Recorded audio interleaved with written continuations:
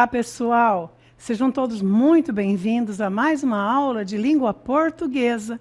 Sou a professora Maristela Marchante e agora nós vamos ver o que vamos estudar nessa aula especial. Nós temos a aula 15 e o objeto de conhecimento é as linguagens, formas de comunicação, a variação linguística. Olha o detalhamento. As linguagens, forma de comunicação, a variação linguística, linguagem formal, informal e gíria, e também preconceito linguístico. Então, nós temos aí um bocado de coisa para estudar hoje, né? Bora lá?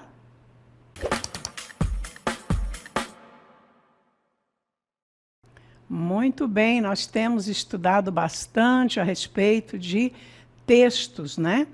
Temos falado bastante sobre interações sociais, e isso é muito importante, porque as interações sociais são os momentos de nossa comunicação com qualquer pessoa, em qualquer momento, seja oral, seja escrito, seja através de gestos, nós nos comunicamos o tempo todo, né?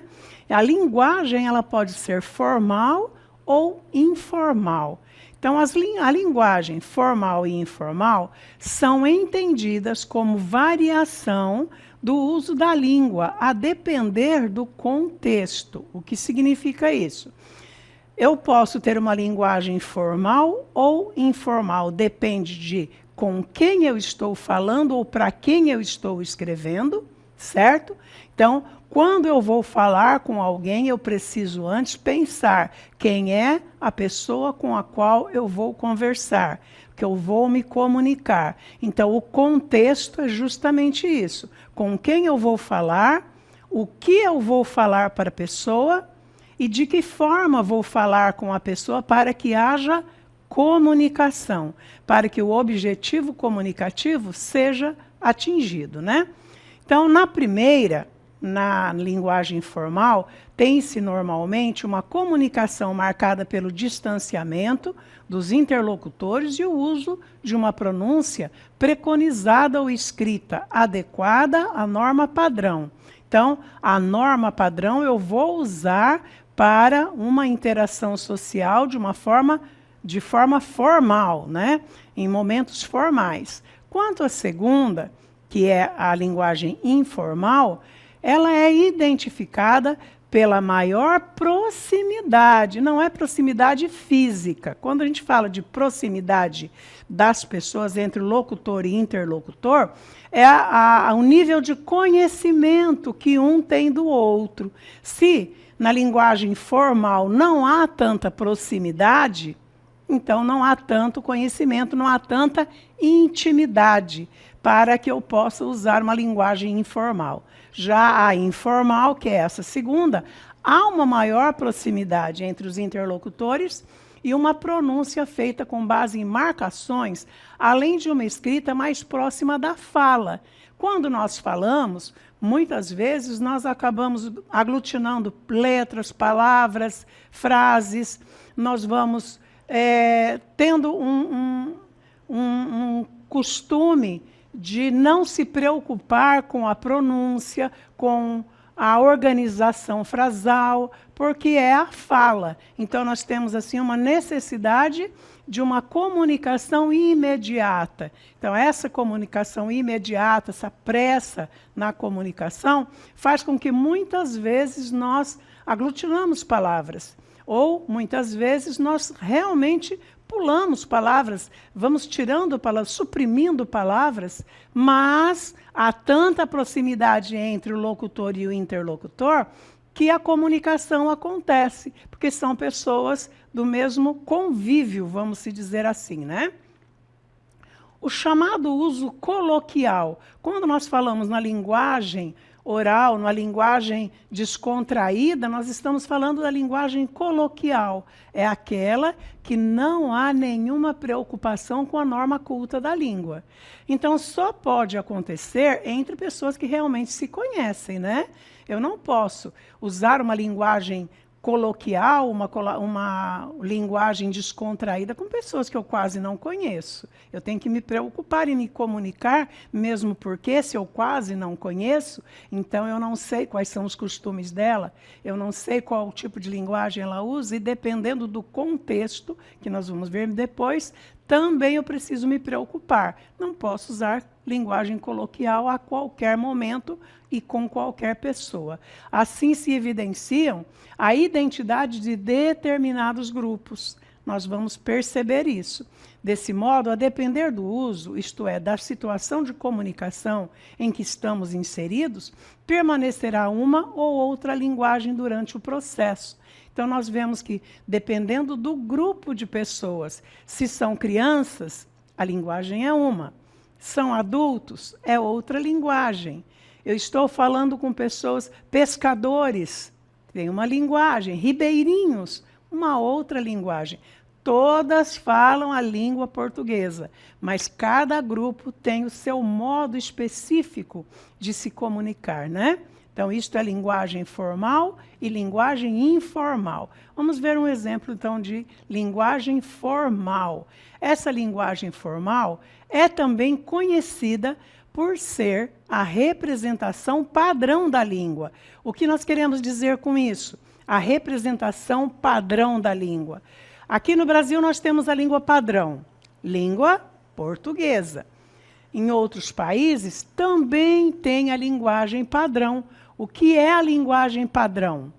É aquela linguagem que nós estudamos, a gramática que nós estudamos na escola.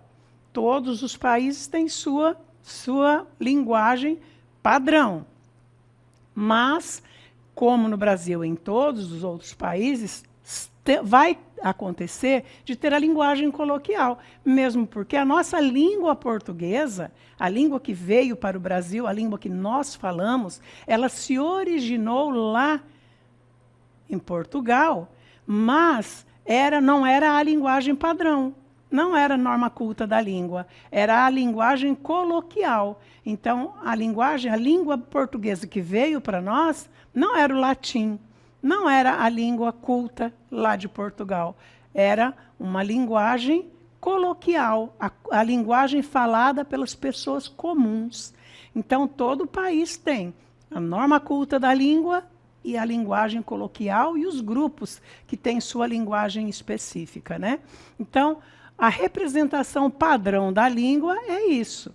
E nós vamos ver onde nós usamos cada uma delas, a ser dotada de prestígio social em alguns grupos. Ela segue estritamente as regras gramaticais e preza por uma comunicação marcada pela impessoalidade. Como nós dissemos, é impessoal, não há proximidade, intimidade entre os falantes, né? É a linguagem usada em documentos. Olha aí onde nós usamos a norma culta da língua. Documentos oficiais de instituições, nas provas, nas avaliações internas da escola ou externas, também lá no vestibular, vamos precisar usar a norma culta da língua. E continuando, nós podemos ver que em entrevista de emprego também vai acontecer de eu ter que me preocupar com a norma culta da língua. Não posso usar gíria nessas situações, tá bom? Agora vamos ver um exemplo de linguagem, né, formal. Olha aí a forma como ele fala. Vossa Excelência, olha o pronome de tratamento aí. Vossa Excelência, solicito a palavra. Parece ser uma linguagem, uma fala de um advogado, né? Então, olha aí. Vossa Excelência, solicito a palavra. Peço, por gentileza, a inclusão das notas taquigráficas sobre o assunto, é realmente um advogado, que abordei anteriormente.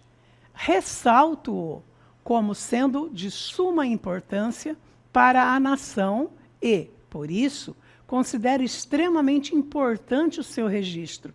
Percebem a preocupação, percebam a escolha das palavras para esta comunicação, porque é uma interação social, é um momento em que a língua, a norma culta da língua é exigida. Então, ele vai usar um pronome de tratamento. Eu não posso falar você. Eu não posso falar você numa situação dessa.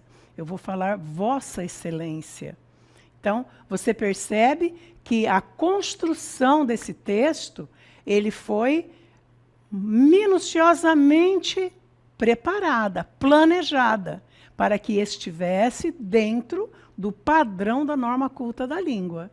Ok? E tudo isso a gente aprende nas aulas de gramática. Vamos ver mais um exemplo. As teses apresentadas por Michel Foucault em conferência proferida na École Normale Superiore envolvem uma série de conceitos acerca do poder, a saber, a ideia de que o pobre é ascendente e a visão mais ampla das relações de poder, não mais como mecanismos, né? Continuando. Então, a visão mais ampla das relações de poder, não mais como um mecanismo de repressão, mas de controle. Então, aí também há um planejamento para a comunicação. Nós temos o hábito, né, de pensar rapidamente em tudo que nós vamos falar. É hábito. Desde criança, a gente já organiza nossos pensamentos. Nós sabemos que quando nós vamos falar com a nossa mãe para pedir alguma coisa, nós já ficamos antenados, né? Como que eu vou falar com a minha mãe? O que eu vou falar para ela para convencê-la de que eu quero comprar algo ou ir a algum lugar? Não há um planejamento? Há um planejamento. Mas com nossa mãe, nós planejamos uma linguagem coloquial, porque é uma pessoa que está próxima de nós. Então, quando vamos ter uma interação social que exige mais a questão da norma culta da língua, nós vamos nos preocupar melhor e mais. Vamos ver, então, o exemplo. Temos aí, então, situação. Carta de apresentação para uma vaga de emprego. Olha aí. Esta é a situação. E olha o texto. Prezado Senhor, venho por meio desta manifestar meu interesse na posição de analista de sistemas em sua conceituada empresa. Possuo experiência de 5 anos na área e acredito que minhas habilidades possam contribuir significativamente para o crescimento da organização.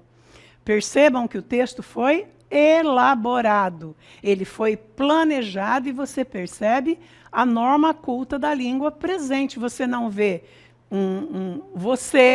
você não vê palavras suprimidas, você não vê gírias, porque esse é um texto que é uma carta de apresentação para uma vaga de emprego. Ela exige que você use a norma culta da língua, certo? Então, agora vamos ver a linguagem informal. A linguagem informal está presente no nosso dia a dia. Como nós dissemos, você vai falar com a mãe, você vai falar com um amigo, você vai ver um filme com um colega, você vai fazer uma atividade esportiva, você vai para um banho, né? Uma cachoeira.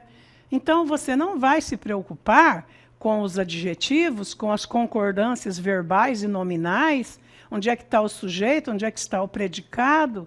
Você não vai se preocupar com isso. Por quê?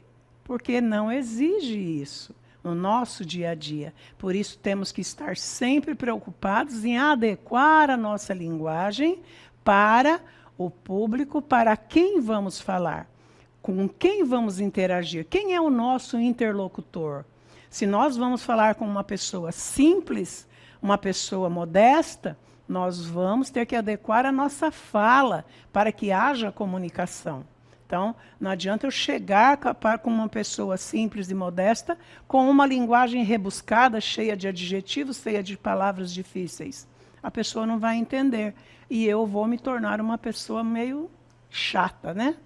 Então, isto é uma linguagem coloquial ou uma linguagem adequada para o seu interlocutor. Lembrando que quando eu vou falar com um advogado, quando eu vou fazer uma entrevista de emprego, quando eu vou fazer uma avaliação interna ou externa, uma prova de vestibular, eu não posso usar a linguagem coloquial. A linguagem informal pode ser chamada também de coloquial. Ela corresponde aos usos da língua do cotidiano, isto é, em conversas informais com amigos e familiares. É a forma como nós conversamos descontraidamente. Então, nós vamos suprimindo letras, suprimindo palavras, mas há a comunicação, né? Vamos ver um exemplo. Temos aí.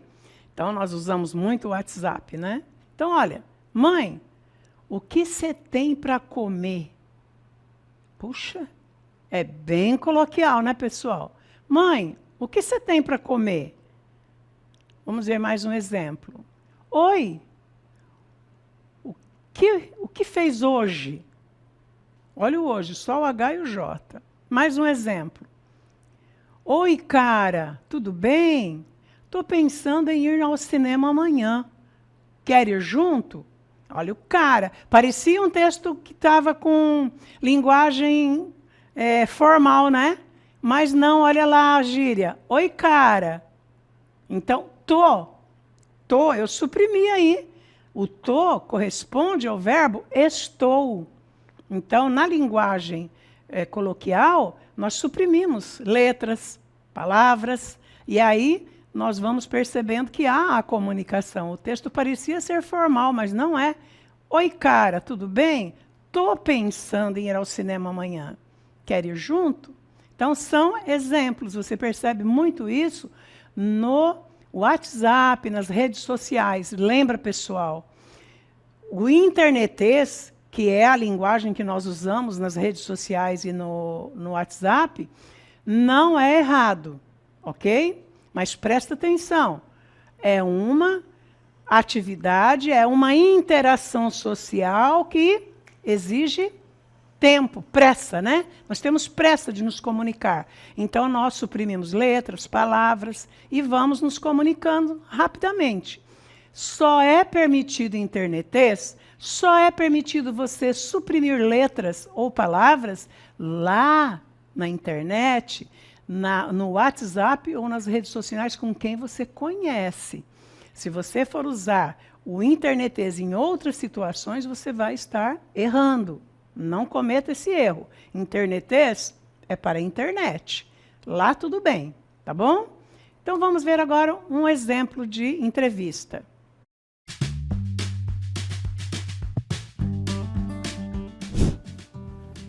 Olá. Oi. Boa tarde, senhorita Ana. Seja bem-vinda à nossa empresa. Obrigada. Podemos começar a nossa entrevista? Podemos sim, estou à sua disposição. Muito bem. Então, eu queria que você me contasse um pouco sobre a sua experiência profissional anterior. Bom, eu atuei por 3 anos como analista de marketing na empresa Semian Solutions e eu desenvolvi ali estratégias de comunicação, também coordenei campanhas publicitárias. Excelente. E quais as habilidades você acredita que pode trazer para a nossa equipe? Bom, eu tenho forte capacidade analítica, também tenho habilidades em liderança, sou proficiente em diversas ferramentas de marketing digital. Perfeito. Muito bem, então em breve nós vamos entrar em contato e eu agradeço a sua presença. Eu que agradeço, obrigada.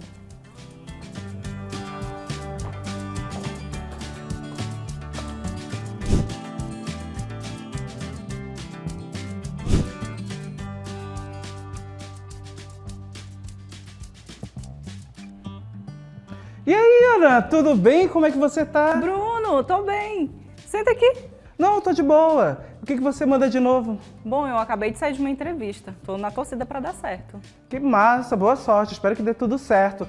Ei, vamos combinar alguma coisa qualquer dia com a galera? Bora sim. Me chama no Zap e a gente combina. Beleza, fechado. Eu vou indo. Tchau, Ana.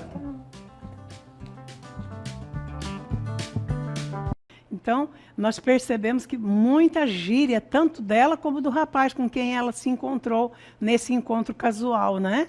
Então, nós percebemos muito distinto, né, pessoal? A linguagem formal e a linguagem informal, né? Essa dramatização destaca como a escolha entre linguagem formal e informal depende do contexto, da situação em que você está inserido e da relação entre os interlocutores. Ela não tinha conhecimento, ela não tinha amizade com o entrevistador.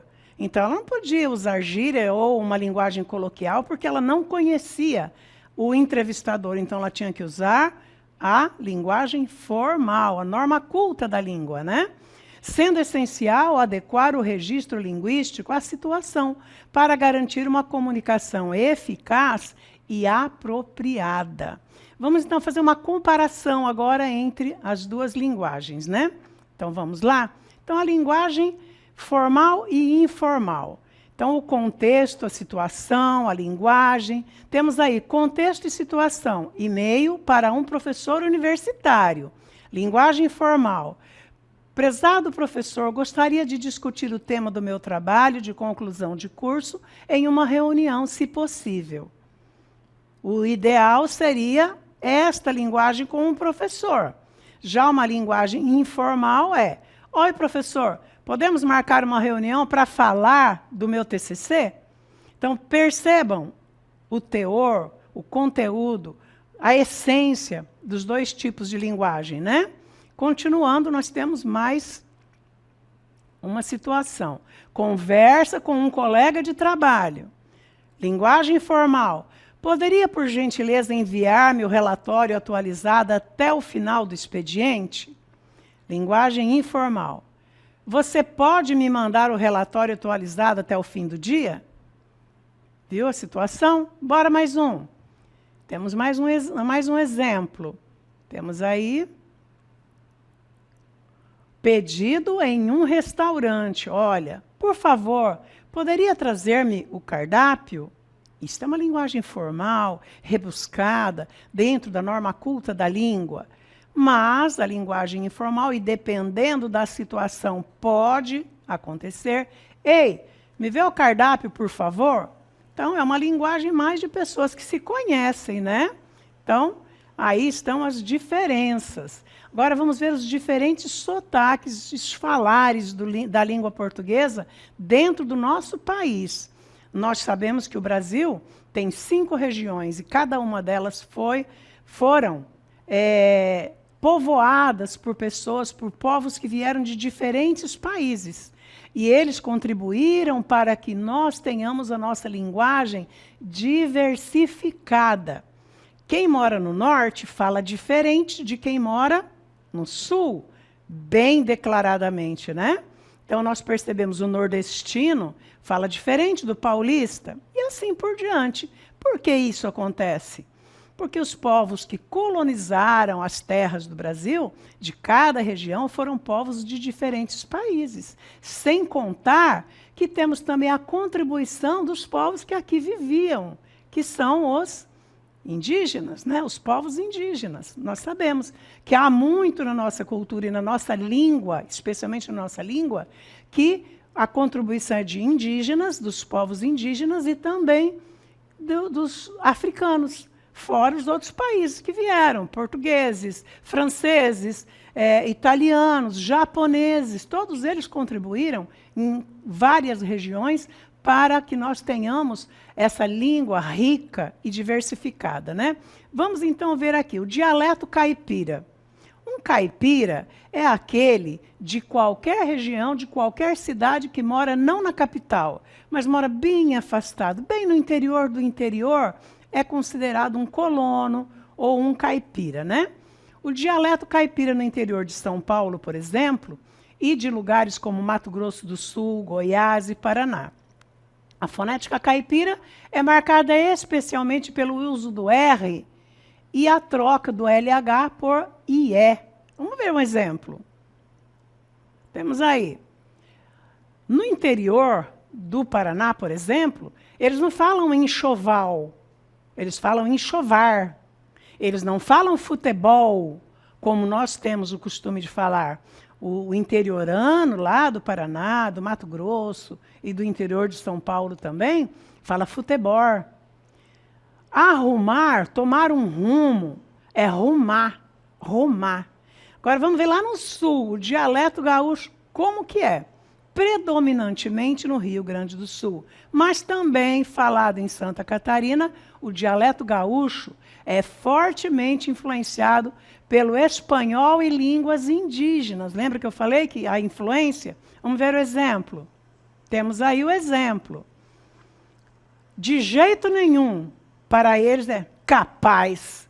Então, quando eu digo uma coisa, de jeito nenhum, né? Nós falamos, de jeito nenhum. Quero ir em tal coisa, de jeito nenhum. Quero ir em algum lugar, capaz. Menino, lá no sul, é guri. Para nós aqui, para os indígenas, é o quê? Tem um outro nome, né? Nós temos outros nomes para cada situação, para cada lugar. Menino é guri e menina é guria, certo? Então, temos o dialeto baiano. O dialeto baiano foi um dos primeiros dialetos do Brasil, cujos falantes estão na região geográfica dos estados da Bahia, Sergipe e no extremo norte de Minas Gerais e leste de Goiás e Tocantins. Então, esse dialeto baiano, nós dizemos que são os primeiros dialetos do Brasil, por quê? Porque quando Pedro Álvares Cabral desembarcou aqui, foi lá na Bahia que ele esteve, lá em Salvador, né? Então, é o lugar mais antigo do Brasil. Vamos ver exemplo aí. Tem como principal característica a abreviação de palavras como, nós conhecemos como mãe, mas lá na Bahia e esses lugares daí é maninha. Pai é painho, né? Bravo ou muito bom, retado. Ele é retado, ele está bom demais. Dependendo do contexto, certo?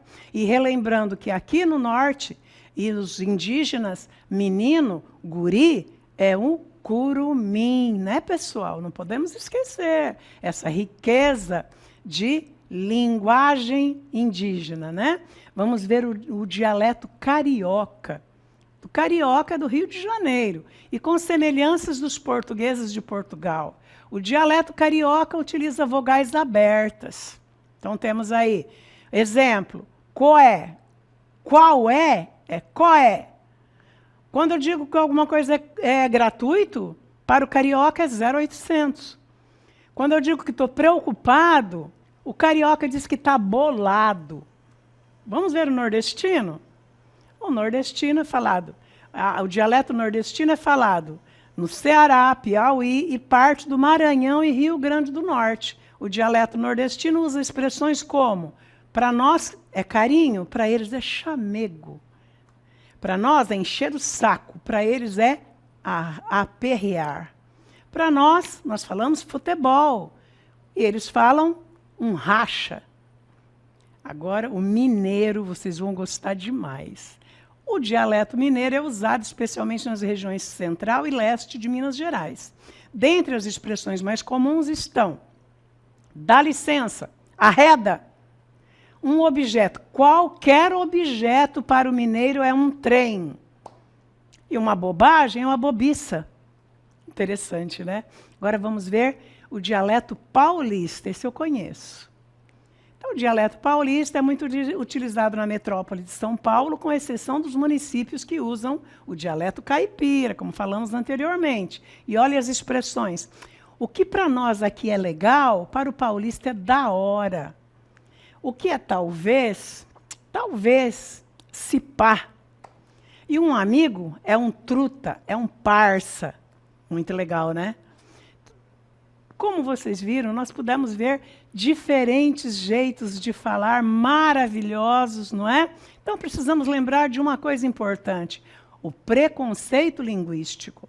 Muitas pessoas acham que o Sul fala corretamente e o Norte não fala corretamente, e o Sudeste fala bem, o Nordeste não fala, então fica aquela polêmica. Não existe jeito errado de falar. Existem jeitos diferentes. O preconceito linguístico surge porque nem todas as variações linguísticas usufruem do mesmo prestígio. Algumas são consideradas superiores, mais corretas e cultas. e outras são consideradas menos cultas ou mesmo incorretas. Preconceito linguístico ocorre sempre que uma determinada variedade é referida com um tom pejorativo e depreciativo, estando associada a situações de deboche ou até de violência, ou que contribui para a exclusão social de diversos indivíduos e grupos. É urgente compreender e aceitar que todas as variedades linguísticas são fatores de enriquecimento da cultura, não devendo ser encaradas como erros ou desvios. Todos falam certo, cada um na sua região, dentro da sua própria realidade. Ok? Obrigada a todos, espero que vocês tenham gostado dessa aula e até a próxima.